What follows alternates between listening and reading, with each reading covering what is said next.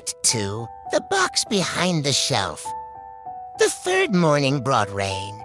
Not the kind that crashes against rooftops or floods the edges of village paths. This was a quiet, persistent drizzle that soaked leaves until they gleamed. That misted the glass of Meera's window and blurred the curve of the river beyond it. She sat by the hearth, hands curled around a chipped cup of ginger tea. Her eyes kept drifting toward the kitchen door, then to the second shelf Dottie had mentioned. She hadn't touched it yet. There was a strange tension in the stillness of the house, as if something inside its walls waited with bated breath.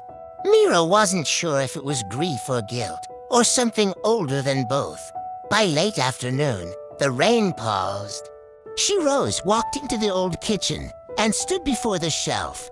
It was just as she remembered, dark wood, smelling faintly of masala and thyme. A crooked nail still stuck out from the corner where Dottie used to hang her apron. With both hands, she pushed aside a row of unused jars.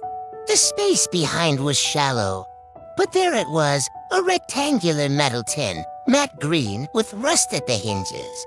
No lock, just a slight resistance as she lifted the lid, as though the memories inside had grown stiff from disuse. Inside lay a bundle of items wrapped in a pale blue. Cotton to Potter, her mother's favorite color, her breath caught. Unfolding it slowly, she found a small diary bound in leather, with pages yellowed and a few edges nibbled by silverfish. A hospital ID card, faded with the name Nita Sharma, her mother's name. A black and white photo of two girls laughing on a bamboo.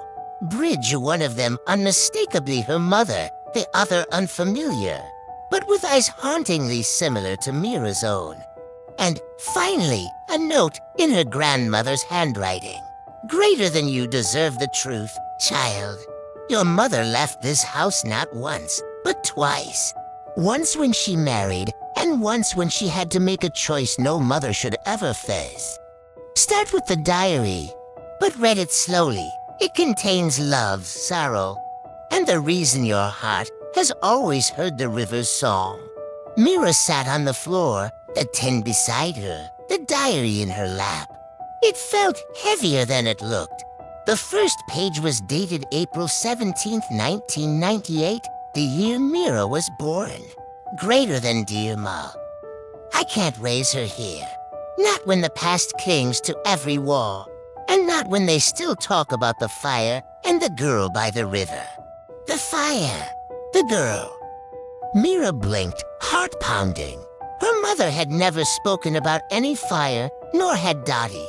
She had assumed her mother left for the city out of restlessness, for work and freedom. But this smelled of something deeper. Secrets, buried beneath the soil of this home. Beneath her own skin, the rain began again. Harder this time, and in the distance, the river turned, as it always did, disappearing behind the hill, just out of sight.